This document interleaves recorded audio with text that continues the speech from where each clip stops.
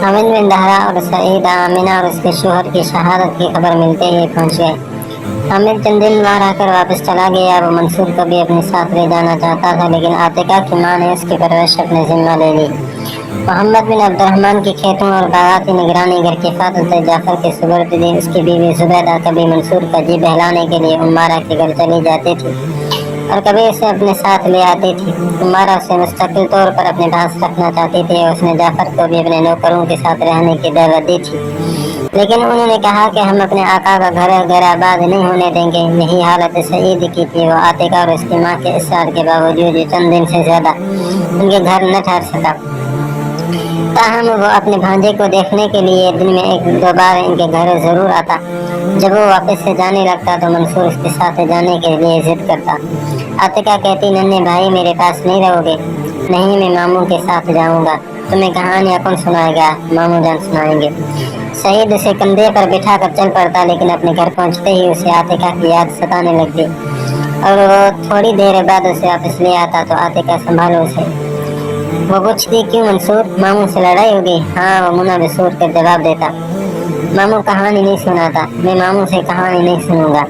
इन दिनों कितने ही वाक़यात आतिका के दिल पर नक्श थे, लेकिन ज़माने ने एक और करवट ली और कहकुआ मुस्कुराहटों की हसीन दुनिया इन आंसू में डूब कर रह गई जो कौम के इज्तिमाई एहसास के आईनादार थे। अब मुस्तकबिल के वक्त पर तारीखियाँ छा रही थीं। गाँव के दूसरे लड़कों और लड़कियों की तरह सईद और आतिका भी इन मिल्लत फरोशों की दास्तानें सुना करते थे, जिनकी बेहिसी और गद्दारी ने गन्नाता के लश्कर और बाल के मुजाहिदीन के अदीम फतूहात को शिकस्त में बदल दिया था। फिर आलाम मसाइब का वो दौर शुरू हुआ जब गन्नाता के गिर्द फिरनैन का घेरा बेतदरीज तंग होता जा रहा था।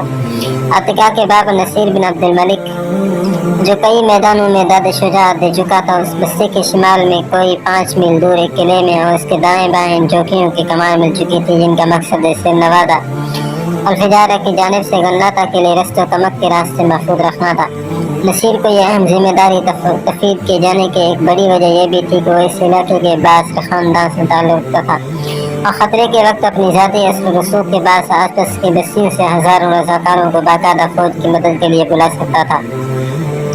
आतिका के बाप ने नई जिम्मेदारी कबूल करते ही पहाड़ी कबाइल में जोश जिहाद पैदा करने के लिए हामिद बिन दहरा की खिदमत की ज़रूरत महसूस की। चुनांचे वो गन्नाता की सिपह सलार की खिदमत में हाजिर हुआ और ये दरख्वास्त की कि अगर हामिद बिन दहरा गन्नाता के बजाय हमारे गाँवों को अपना मरकज़ बना ले तो सिर नवादा तक तमाम पहाड़ी कबाइल इनकी आवाज़ पर लब्बैक कहेंगे। जब हमारा गाँव रज़ाकारों का मुस्तकिल बन जाएगा तो गन्नाता के रास्ते की चौकियों का अकब ज़्यादा महफूज हो जाएगा। हामिद बिन दहरा वैसे भी मुजाहिदीन का हौसला बढ़ाने के लिए गाँव फिरा करता था। उसके लिए सिपह सलार का इशारा काफ़ी था। चुनांचे वो गन्नाता छोड़कर गाँव में आ गया।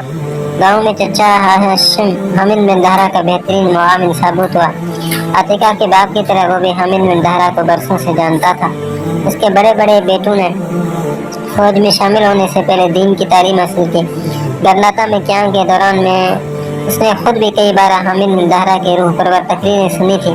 इसलिए जब उसने अपने भाई से ये सुना कि हामिद बिन दहरा गन्नाता छोड़कर उसके गाँव में आ रहा है तो उसकी खुशी का कोई ठिकाना न था। उसने अपने इलाके के सरकर्दा लोगों को पैगाम भेजा कि वो नंदी के पार इस मर्द मुजाहिद में इस्तकबाल करने के लिए जमा हो जाएं। फिर आतिका तस्वुर की निगाहों से रूह परवर मंजर देख रही थी जब हज़ारों आदमी एक वालिहाना खुशी के साथ हामिद बिन दहरा का इस्तकबाल कर रहे थे। थोड़ी देर बाद उसकी माँ, चची और गाँव की दूसरी औरतें मकान की डोरी के करीब मेहमान खाने की छत से हामिद बिन दहरा का मंजर देख रही थी। हाशिम ने उसके घोड़े की बाग पकड़ रखी थी और लोगों का हुजूम उनके पीछे आ रहा था। जुलूस का रुख खड्ड के दूसरे किनारे मोहम्मद बिन अब्दुर्रहमान के घर के बजाय हाशिम के घर की तरफ पड़ रहा था। और वह डोरी के सामने रुके।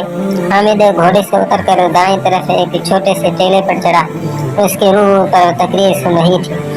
उसकी तकरीर में एक जादू था और हाज़रीन में से कोई ऐसा न था जिसकी आंखों में आंसू न थे।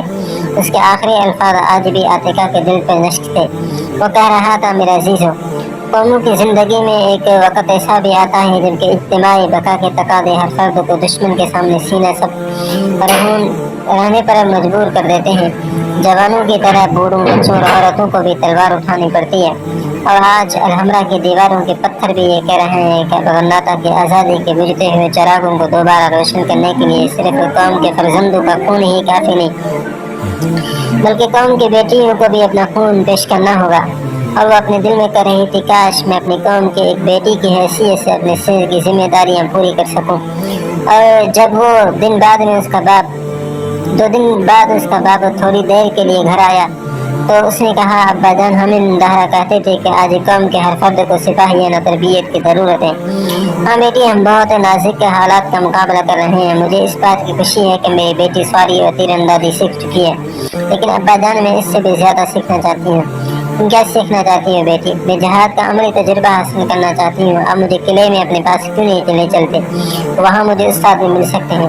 تمہارا قلعہ یہ گھر ہے بیٹی، خدا نخواستہ اگر کوئی برا وقت آ جائے تو مجھے یقین ہے تم اپنی حفاظت کر سکو گی، لیکن انشاءاللہ ایسا وقت نہیں آئے گا۔ تمہیں صحیح سے بہتر استاد کون مل سکتا ہے؟ میں نے رضاکاروں کے ساتھ اسے تیر اندازی کی مشق کرتے ہوئے دیکھا ہے، وہ تیغ زنی میں بھی کافی مہارت حاصل کر چکا ہے۔ تو اپنی عمر کے لحاظ سے 2 سال فوج میں بھرتی نہیں ہو سکتا۔ ایسے کہوں گا کہ جب تک وہ یہاں باقاعدہ تمہیں وقت دیا کرے۔ میرا اب فارغ التحصیل ہو چکا ہے، وہ کل یہاں پہنچ جائے گا، 3 ہفتے گھر رہے گا۔ تم اس سے بھی بہت کچھ سیکھ سکتی ہو۔ ابا جان وہ تو مجھے سعید کے ساتھ سواری کرنے سے بھی منع کیا کرتا تھا۔ ایک دن میں سان میں تیر اندازی کی مشق کر رہی تھی تو اس نے میری کمان تو ڈالی تھی۔ با مسکرائے اور تھوڑا سا بیوقوف ہے، بہت زیادہ بیوقوف ہے ابا جان۔ امی جان سے کہتا تھا کہ آپ نے عاتقہ کو بگاڑ دیا ہے۔ ایک بار اس نے سعید کے منہ پر تھپڑ مار دیا تھا۔ اس کے باپ نے کہا، سعید اس سے عمر میں چھوٹا ہے، لیکن یہ ممکن نہیں کہ حامد بن طاہرہ کا بیٹا اسے تھپڑ کھا کر خاموش رہے۔ ابا جان سعید نے بھی اسے دھکا دے کر نندی میں گرا دیا تھا۔ بیٹی یہ بچپن کی باتیں ہوں گی، اب وہ کافی سمجھدار ہو چکا ہے۔ نہیں ابا جان، غرناطہ میں رہ کر وہ زیادہ بیوقوف ہو گیا ہے، کہتا ہے کہ میں بڑا ہو کر سپہ سالار بنوں گا۔ یہ تو کوئی بری بات نہیں، لیکن وہ یہ بھی کہتا تھا کہ جب میں سپہ سالار بنوں گا تو سعید کو گدے پر سوار کر کے سارے شہر میں پھراؤں گا۔ اس کا باپ ہنس پڑا، وہ تمہیں چڑھاتا ہوگا بیٹی۔